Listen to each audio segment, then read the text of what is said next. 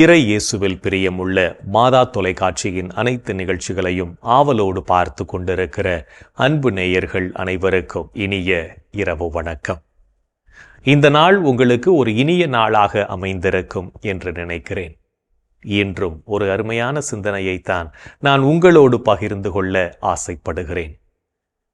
கடவுளால் படைக்கப்பட்ட நாம் ஒவ்வொருவரும் பல நல்ல குணங்களை கொண்டவர்களாக, மற்றவர்கள் போற்றும் மனிதர்களாக வாழ வேண்டும் என்றுதான் விரும்புகிறோம். நல்ல குணங்களை வளர்த்து கொள்வதற்காக நாம் எடுக்கும் முயற்சிகள் என்ன என்று சற்று யோசித்து பார்ப்போம். இன்று நம்மிடமுள்ள பல நல்ல பண்புகள் நம்மை விட்டு காணாமல் போய்விட்டன என்பதுதான் உண்மையாக இருக்கிறது. குறிப்பாக கரிசனை இப்போது காணாமல் போய்விட்டது. பணிவு இப்போது பறந்து போய்விட்டது. இவற்றையெல்லாம் தேடி கண்டுபிடிக்க நமது மனதும் இப்போது மறந்து போய்விட்டது. நல்ல நாட்களை சந்திக்க சில மோசமான நாட்களை கடந்துதான் ஆக வேண்டும். அதுபோலத்தான் நல்ல குணங்களை வளர்த்து கொள்ள சில மோசமான குணங்களையும் கடந்துதான் ஆக வேண்டும். எப்படி பேச வேண்டும் என்று கற்றுத்தர நிறைய பேர் இருக்கிறார்கள். ஏன் பேசாமல் இருக்க வேண்டும் என்று கற்றுத்தர வாழ்க்கை மட்டுமே இருக்கிறது. அந்த வாழ்க்கையை நமது வசமாக்க வேண்டுமானால் நல்ல குணங்களை வளர்த்து கொண்டு உலகில் வலம் வர வேண்டும் என்பதை புரிந்து கொள்வோம். நமது வெற்றிக்கும் தோல்விக்கும் நமது வாழ்க்கை முறையும் பண்பும் முக்கிய பங்கு வகிக்கின்றன என்றே சொல்ல வேண்டும். நாம் நம்மை எப்படி மதிக்கிறோம், பிறருடன் எப்படி பழகுகிறோம், நடந்து கொள்கிறோம் என்பதை வைத்துத்தான் ஊரும் உலகும் நம்மை எடை போடுகின்றது.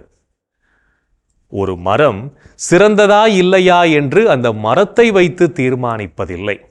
மாறாக அது பிறருக்கு தரும் பயனை வைத்துத்தான் தீர்மானிக்கப்படுகின்றது. மனித உருவில் மனிதர்கள் இருக்கின்றார்கள். மனிதம் நிறைந்த மனிதர்களை பார்ப்பதுதான் அபூர்வமாக இருக்கின்றது என்பது இங்கு உண்மையாகிறது. மனிதம் நிறைந்த மனிதர்களாக நல்ல பண்புகளை நமதாக்கி உலகினிலே வலம் வருவோம். உன்னத வாழ்க்கையை வாழ்ந்து உலகம் போற்றும் நபர்களாக மாறுவோம். அதுவே நமக்கு மகிழ்ச்சியையும் மன நிறைவையும் தரும் என்பதை உணர்ந்து கொள்வோம்.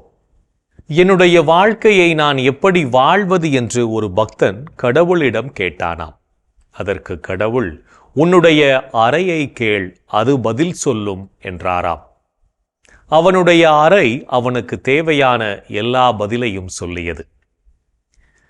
என்னை மாதிரி உனது எண்ணங்களை உயர்வாக வைத்துக்கொள் என்று மேற்கூரை சொன்னது. என்னை போல குளிர்ச்சியாக இருக்க வேண்டும் என்று காத்தாடி சொன்னது. என்னை மாதிரி நேரத்தை மதிக்க கற்றுக்கொள் என்றது கடிகாரம். என்னை போல உன்னை தினமும் புதுப்பித்துக்கொள் என்றது நாட்காட்டி. வருங்காலத்துக்காக சேமித்துக்கொள் என்றது பணப்பை. உன்னை மட்டும் பார் என்று சொன்னது கண்ணாடி. என்னை மாதிரி அடுத்தவர் வாழ்வில் ஒளியேற்று என்று சொன்னது விளக்கு. பரந்த மனப்பான்மையுடன் இரு என்றது ஜன்னல். எதற்காகவும் எப்பொழுதும் பணிவாக இரு என்று சொன்னது தரை. வாழ்க்கையில் ஒவ்வொரு படியில் ஏறும் போதும் கவனமாக அடியெடுத்து வை என்று படிக்கட்டு சொன்னது. இவ்வாறாக வாழ்க்கையில் ஒவ்வொன்றும் ஒவ்வொரு பாடங்களை நமக்கு கற்பிக்கிறது. இதை உணர்ந்து வாழும் போதுதான் நமது வாழ்வு அர்த்தம் பெறுகின்றது என்பதை உணர்ந்து கொள்வோம். இன்றைய தினத்தை எடுத்துக்கொள்வோம். இந்த நாள் முழுவதும் நாம் நல்ல பண்புகளை நமதாக்கி வாழ்ந்தோமா என்று யோசித்து பார்ப்போம். மேலும் இந்த நாளில் நமது செயல்பாடுகள் எப்படிப்பட்டதாக இருந்தது என்று நம்மையே நாம் கேட்டு பார்ப்போம்.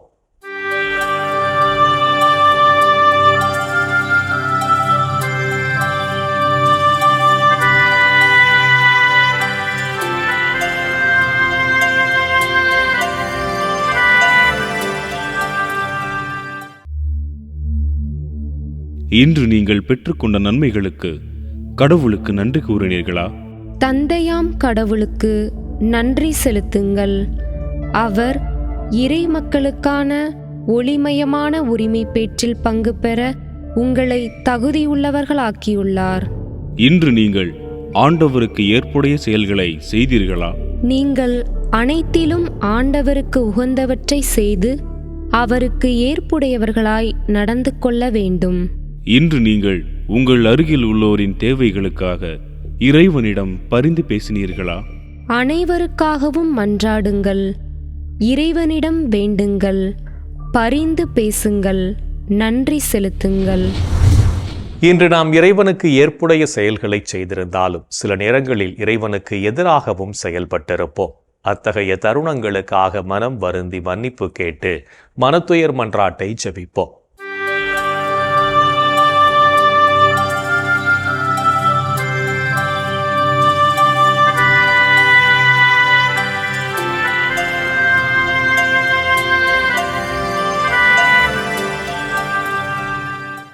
எல்லாம் வல்ல இறைவனிடமும் சகோதர சகோதரிகளே உங்களிடமும் நான் பாவி என ஏற்றுக்கொள்கிறேன்.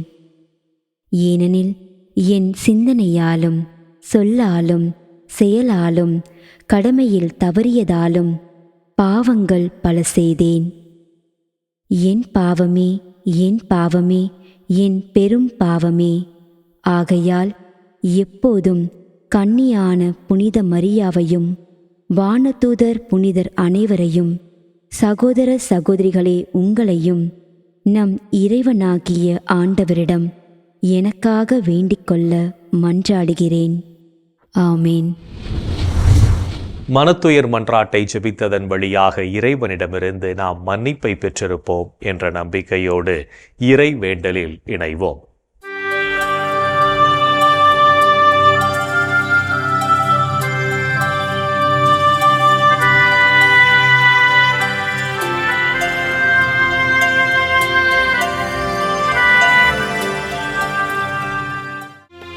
இறைவா இறைவா எமக்கு துணை புரிய வாரும். ஆண்டவரே எமக்கு துணை புரிய விரைந்து வாரும். தந்தைக்கும் மகனுக்கும் தூய ஆவியார்க்கும் மாட்சி உண்டாவதாக. தொடக்கத்தில் இருந்தது போல் இப்பொழுதும் எப்பொழுதும் என்றென்றும் இருப்பதாக. ஆமென்.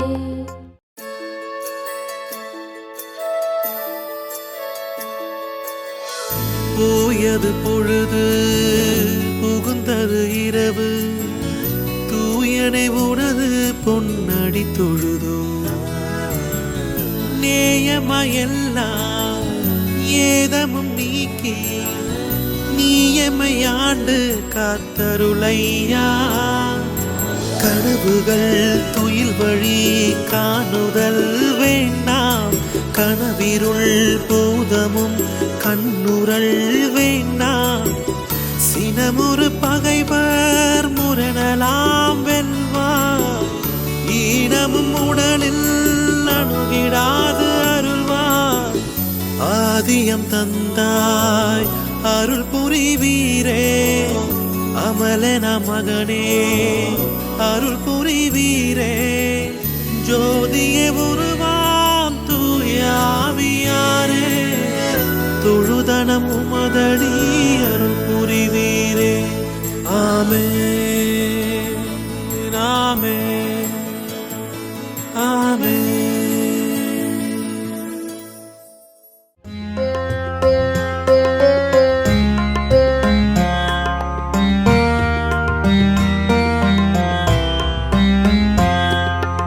என்னிடம் இருந்து உமது முகத்தை மறைத்துக் கொள்ளாதேயும். ஏனெனில் நான் உம்மீது நம்பிக்கை வைத்துள்ளேன். என்னிடமிருந்து உமது முகத்தை மறைத்துக் கொள்ளாதேயும். ஏனெனில் நான் உம்மீது நம்பிக்கை வைத்துள்ளேன். ஆண்டவரே, என் மன்றாட்டை கேட்டருளும். நீர் நம்பிக்கைக்கு உரியவராயிருப்பதால் உமது இரக்கத்திற்காக நான் எழுப்பும் மன்றாட்டுக்கு செவிசாய்த்தருளும். உமது நீதியின்படி எனக்கு பதில் தாரும். தண்டனை தீர்ப்புக்கு உம்மடியானை இழுக்காதேயும். ஏனெனில் உயிர் வாழ்வோர் எவரும் உமது திருமுன் நீதிமான் இல்லை. எதிரி என்னை துரத்தினான், என்னை தரையிலிட்டு நசுக்கினான். என்றோ இறந்தொழிந்தவர்களை போல் என்னை இருட்டில் கிடக்கச் செய்தான். எனவே என்னுள்ளே என் மனம் ஒடுங்கி போயிற்று. என் உள்ளம் எனக்குள் சோர்ந்து போயிற்று. உமது பேரன்பை வைகரையில் நான் கண்டடையச் செய்யும். ஏனெனில் உம்மீது நம்பிக்கை வைத்துள்ளேன். நான் நடக்க வேண்டிய அந்த வழியை எனக்கு காட்டியருளும். ஏனெனில் உம்மை நோக்கி என் உள்ளத்தை உயர்த்துகின்றேன்.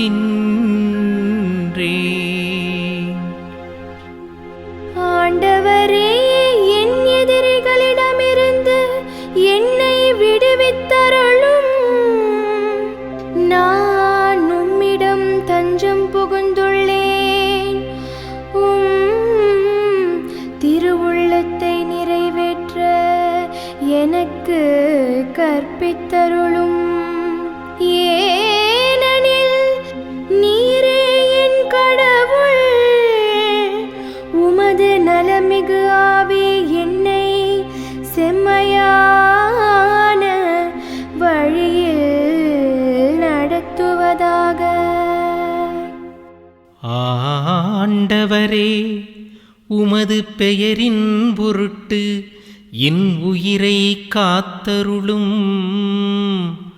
உமது நீதியின் பொருட்டு என்னை நெருக்கடியினின்று விடுவித்தருளும். தந்தைக்கும் மகனுக்கும் தூய ஆவியார்க்கும் மாட்சி உண்டாவதாக. தொடக்கத்தில் இருந்தது போல் இப்பொழுதும் எப்பொழுதும் என்றென்றும் இருப்பதாக. ஆமென். என்னிடம் இருந்து உமது முகத்தை மறைத்துக் கொள்ளாதேயும். ஏனெனில் நான் உம்மீது நம்பிக்கை வைத்துள்ளேன். என்னிடமிருந்து உமது முகத்தை மறைத்துக் கொள்ளாதேயும். ஏனெனில் நான் உம்மீது நம்பிக்கை வைத்துள்ளேன். இறைவனின் உடனிருப்பு இந்த இரவு பொழுதிலும் நம்மை பாதுகாத்து வழி நடத்தும் என்ற நம்பிக்கையை இறை வேண்டலின் வழியாக பெற்றுக்கொண்ட நாம் இப்போது நாளைய நற்செய்தி வாசகத்திற்கு செவிமடுப்போம்.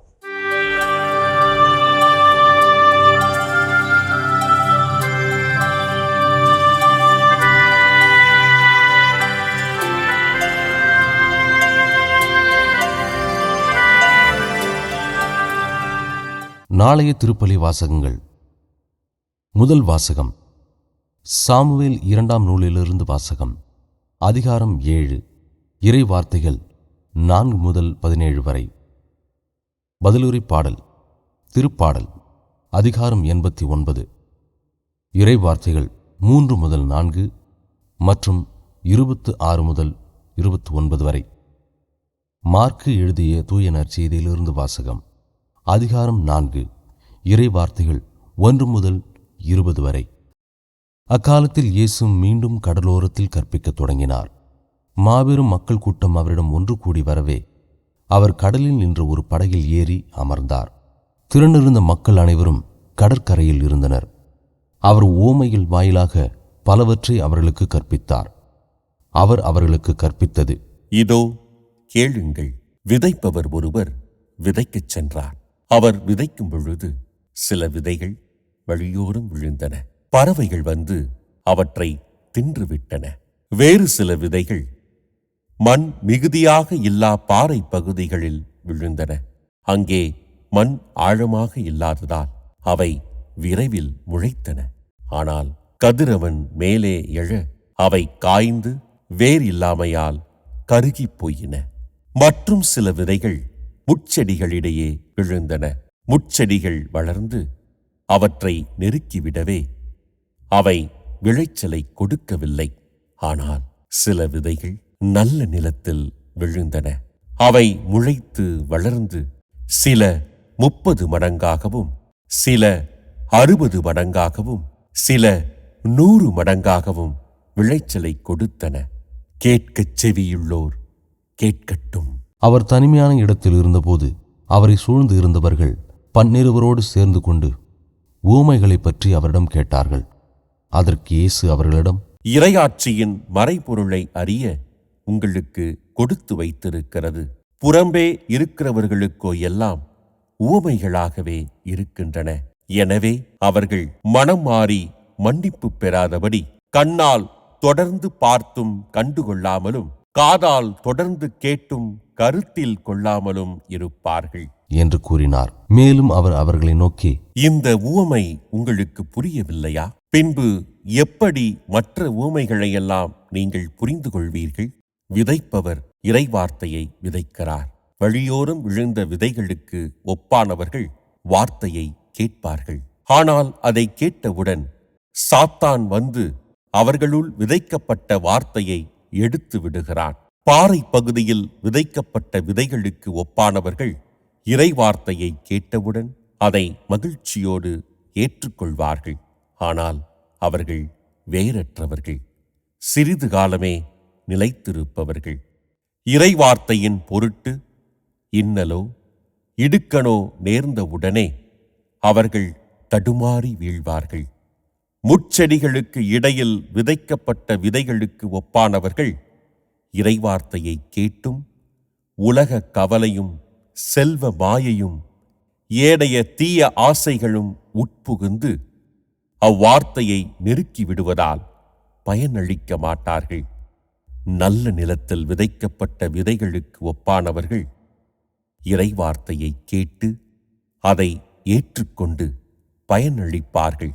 இவர்களுள் சிலர் 30 மடங்காகவும், சிலர் 60 மடங்காகவும், சிலர் 100 மடங்காகவும் பயனளிப்பர் என்றார்.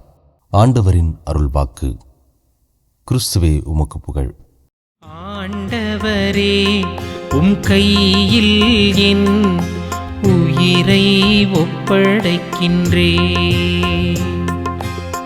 ஆண்டவரே, உம் கையில் என் உயிரை ஒப்படைக்கின்றேன்.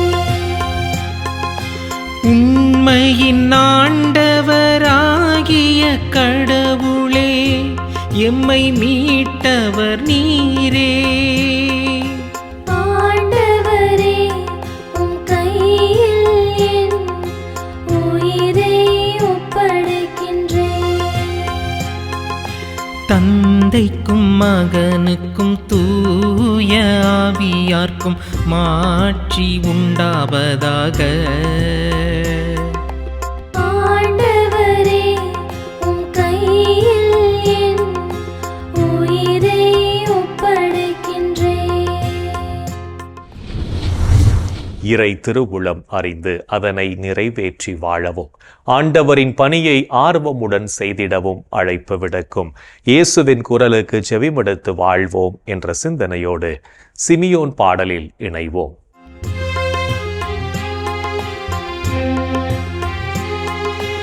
ஆண்டவரே, நாங்கள் விழித்திருக்கும் போது எங்களை காத்தருளும். நாங்கள் தூங்கும் போது எங்களை பாதுகாத்தருளும். இதனால் கிறிஸ்துவோடு விழித்திருந்து அவரோடு அமைதியில் இளைப்பாறுவோம். அவரோடு அமைதியில் இளைப்பாறுவோம். ஆண்டவரே, உமது சொற்படி உம் அடியான் என்னை இப்போது அமைதியுடன் போகச் செய்கிறேன். ஏனெனில் மக்கள் அனைவரும் காணுமாறு நீர் ஏற்பாடு செய்துள்ள உமது மீட்பை என் கண்கள் கண்டு கொண்டன. இம்மீட்பே பிற இனத்தாருக்கு வெளிப்பாடு அருளும் ஒளி. இதுவே உம் மக்களாகிய இஸ்ரவேலுக்கு பெருமை. தந்தைக்கும் மகனுக்கும் தூய ஆவியார்க்கும் மாட்சி உண்டாவதாக. தொடக்கத்தில் இருந்தது போல் இப்பொழுதும் எப்பொழுதும் என்றென்றும் இருப்பதாக. ஆமென். ஆண்டவரே, நாங்கள் விழித்திருக்கும் போது எங்களை காத்தருளும். நாங்கள் தூங்கும் போது எங்களை பாதுகாத்தருளும். இதனால் கிறிஸ்துவோடு விழித்திருந்து அவரோடு அமைதியில் இளைப்பாறுவோம். அவரோடு அமைதியில் இளைப்பாறுவோம். இறைவன் நம்மை ஒவ்வொரு நொடிப்பொழுதும் அற்புதமாய் வழிநடத்தி கொண்டிருப்பதை சிமியோன் பாடல் வழியாக உணர்ந்து ஜெபித்த நாம் இப்போது நாளைய புனிதரை பற்றி பார்க்கலாம்.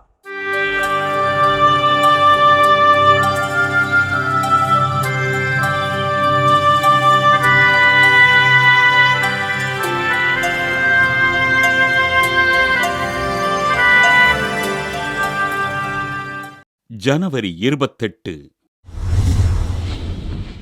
புனித தாமஸ் அக்வினாஸ். இத்தாலி நாட்டின் நேபிள்ஸ் அருகிலுள்ள ரோக்கா செய்கா பகுதியில் வாழ்ந்த லான்லோ தியோடரா பெற்றோருக்கு கிபி 1225ஆம் ஆண்டு பிறந்தார் தாமஸ் அக்வினாஸ். தன் தொடக்க கல்வியினை ஆசீர்வாதப்பர் துறவு மடத்திலும் தன் உயர்கல்வியினை நேபிள்ஸ் பல்கலைக்கழகத்திலும் பயின்ற இவர் புனித ஜூலியனின் மறையுரையினால் ஈர்க்கப்பட்டு கிபி 1244ஆம் ஆண்டு சாமிநாதர் சபையில் சேர்ந்து தவ உடை அணிந்தார். தன் மகன் துறவியாக மாறிவிட்டதை விரும்பாத இவரது பெற்றோர் இவரை ஜியோவானி அரண்மனையில் மறைத்து வைக்க 2 ஆண்டுகளுக்குப் பிறகு சாமிநாதர் சபை துறவிகளால் விடுவிக்கப்பட்டு துறவற மடம் சென்றார்.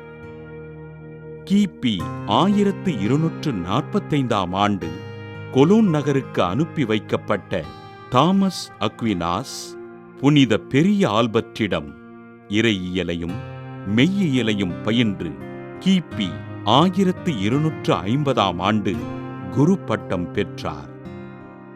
கிபி 1261ஆம் ஆண்டு முதல் 1264ஆம் ஆண்டு வரை திருத்தந்தை 6ஆம் அர்பனின் ஆட்சி மன்றத்தில் பணியாற்றிய இவர் நற்கருணை எழுந்தேற்றத்தின் போது பாடப்படுகின்ற மாண்புயர் இவ்வருள் அனுமானத்தை என்னும் பாடலையும் மாலை நேர ஆராதனை ஜெபத்தினையும் எழுதினார். நேபிள்ஸ் நகர மக்களை கத்தோலிக்க விசுவாசத்தில் உறுதிப்படுத்திய இவர் திருத்தந்தை 4ஆம் கிளெமெண்டினால் நேபிள்ஸ் நகர ஆயராக நியமிக்கப்பட இதற்கு மறுப்பு தெரிவித்த தாமஸ் அக்வினாஸ் ஆசிரியர் பணிக்காக பாரிஸுக்குச் சென்றார். கிபி 1274ஆம் ஆண்டு லயன்ஸில் நடைபெற்ற பொதுச்சங்கத்திற்கு புறப்பட்டுச் சென்ற அருட்தந்தை தாமஸ் அக்வினாஸ் எதிர்பாராமல் கீழே விழுந்து காயமடைய உடல் நலம் குன்றி கிபி 1274ஆம் ஆண்டு மார்ச் 7ஆம் நாள் விண்ணகமடைந்தார். தன் வாழ்நாளில் 60 புத்தகங்களை எழுதி இறையியல் கருத்துக்களை விதைத்து ஆண்டவரின் பணிகளைச் செய்த அருட்தந்தை தாமஸ் அக்வினாஸை திருத்தந்தை 22ஆம் யோவான் கிபி 1323ஆம் ஆண்டு புனிதராக உயர்த்த திருத்தந்தை 5ஆம் பத்திநாதர் கிபி 1567ஆம் ஆண்டு திருச்சபையின் மறைவல்லுனராக அறிவித்தார். கத்தோலிக்க கிறிஸ்தவ கல்வி நிறுவனங்களின் பாதுகாவலராக விளங்கும் புனித தாமஸ் அக்வினாஸ் திருவிழாவினை கொண்டாடுகின்ற நாம் ஆசிரியர்கள் தங்கள் பணியின் முக்கியத்துவத்தினை உணர்ந்து கல்வி பணி ஆற்றுவதற்காக ஆண்டவரிடம் ஜெபிப்போம். புனிதர்கள் ஒவ்வொருவரும் தங்களது வாழ்க்கையின் மூலம் இறைவனுக்கு சான்று பகிர்ந்து வாழ்ந்தவர்கள் என்பதை உணர்ந்தவர்களாய் நாமும் அவர்கள் வழியில் வாழ்ந்து இறை வழியில் பயணிப்போம் என்ற நம்பிக்கையோடு நாளைய தினம் நாம் செய்யும் செயல்களை நேர்மையுடன் செய்வோம். என் அன்பு சகோதரனே, சகோதரியே, இன்றைய நாளிலே கடவுள் நம்மை எவ்வளவு அழகாக அற்புதமாக வழிநடத்தி இருக்கிறார், எவ்வளவு நன்மைகளை நமக்கு செய்திருக்கிறார் எண்ணி பார்ப்போம். அவரை நாம் போற்றி புகழ்வோம், அவருக்கு நாம் ஆராதனை செய்வோம், அவரை நாம் ஒவ்வொரு நாளும் நமது வாழ்க்கையில் நாம் நினைவு கூர்ந்து நமது ஆண்டவருக்கு நாம் புகழ்பன் பாடுவோம். இன்றைய தினத்திலே நமது சமுதாயத்திலே ஊழல் லஞ்சம் ஒழிந்து நேர்மையான சமுதாயம் உருவாக வேண்டும் என்று சொல்லி நாம் மன்றாடுவோமா? எங்கள் அன்பை உருவான இயேசு ஆண்டவரே, உண்மையை, நீதியை, நியாயத்தை, நேர்மையை இதோ இந்த சமூகத்திற்கு நீர் அடையாளமாக விட்டு சென்றிருக்கிறீரே. ஆனால் இன்றைய தினத்திலே எங்கள் நாட்டிலே ஊழல் பெருகி இருப்பதை நாங்கள் பார்க்கிறோம்.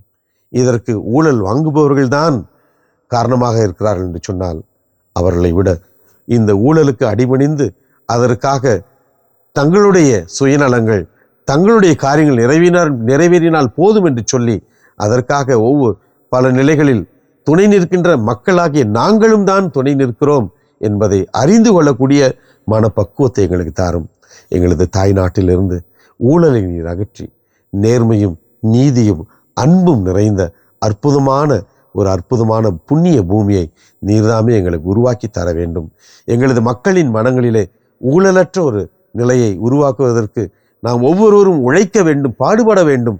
நல்ல மனம் எங்களுக்கு வேண்டும் என்ற ஒரு அற்புதமான நிலையை எங்கள் ஒவ்வொருடைய மனதிலும் நீர் உருவாக்க வேண்டும் என்று உம்மை கெஞ்சி கேட்கிறோம். எங்கள் அன்பு தாயே, ஆரோக்கிய அன்னையே, எங்களுக்காக பரிந்து பேசுங்கள் அம்மா.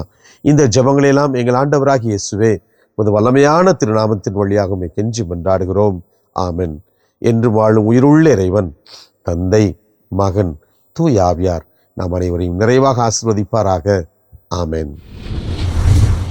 இந்த ஜெபத்தின் வழியாக இறை ஆற்றலும் வல்லமையும் நம்மில் நிறைவாக பொழியப்பட்டிருப்பதை உணர்ந்திருப்போம்.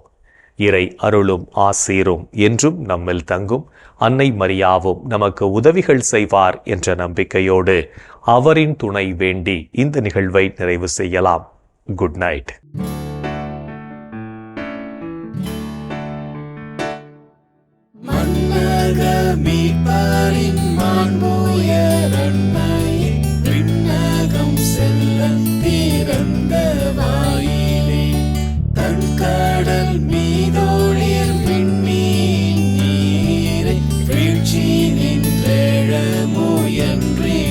மக்களை ஆட்சி செய்து அவர்